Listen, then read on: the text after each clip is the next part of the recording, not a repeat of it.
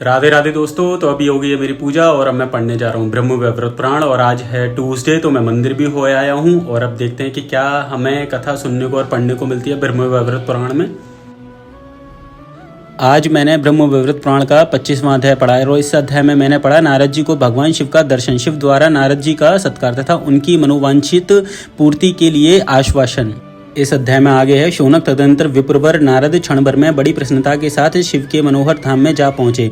भगवान शिव का वह अभीष्ट लोक ध्रुव से 1,00,000 योजन ऊपर था। त्रिशूलधारी शिव ने दिव्य रत्नों द्वारा उसका निर्माण किया है। आधार शून्य आकाश में योग बल से शंभु द्वारा धारण किया गया वह विचित्र लोक भांति भांति के दिव्य भवनों से सुशोभित है तथा दिन रात तेज से उद्भाषित होता रहता है। सुंदर कामधेनुआएं उस धाम की उसी तरह शोभा बढ़ाती हैं जैसे सैकड़ों बालिकाएं आकाश की। उस लोक को देखकर नारद मुनि मन ही मन बड़े विस्मित हुए और सोचने लगे, जहां ज्ञानियों तथा योगियों के गुरु निवास करते हैं वहां ऐसी विचित्रता का होना क्या आश्चर्य है।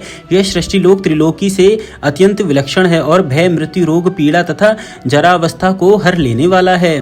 नारद जी ने देखा दूर सभा मंडप के मध्य भाग में शांत स्वरूप कल्याणदाता एवं मनोहर शिव विराजमान है। उनके 5 मुख 5 चंद्रमाओं के समान आह्लाददायक जान पड़ते हैं। प्रत्येक मुख में प्रफुल्ल कमल के समान 3-3 नेत्र हैं। उन्होंने मस्तक पर गंगा जी को धारण कर रखा है तथा उनके भाल देश में निर्मल चंद्रमा का मुकुट शोभा पा रहा है। तपाए हुए स्वर्ण के समान कांतिमती पीली जटा धारण करने वाले दिगंबर भगवान शिव उस समय आकाश गंगा में उत्पन्न कमलों के बीच पद्माक्ष की माला से सानंद श्री कृष्ण का नाम जाप कर रहे थे।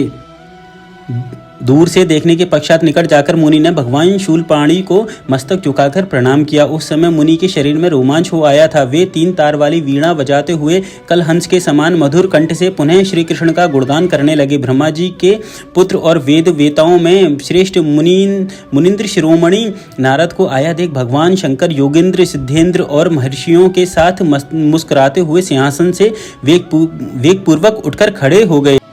गंधर्वराज के द्वारा किए गए शुभदायक वेदोत्व स्त्रोत से स्तुति करके पुनः प्रणाम करने के अनंतर भगवान शिव की आज्ञा ले नारद जी उनके वाम भाग में बैठे। वहीं उन्होंने जगत की वाक्ष पूर्ण करने वाले भगवान शिव से अपनी हार्दिक अभिलाषा बताई। मुनि का यह वचन सुनकर कृपा निधान शंकर ने तुरंत प्रतिज्ञा पूर्वक कहा, बहुत अच्छा, तुम्हारी अभिलाषा पूर्ण होगी।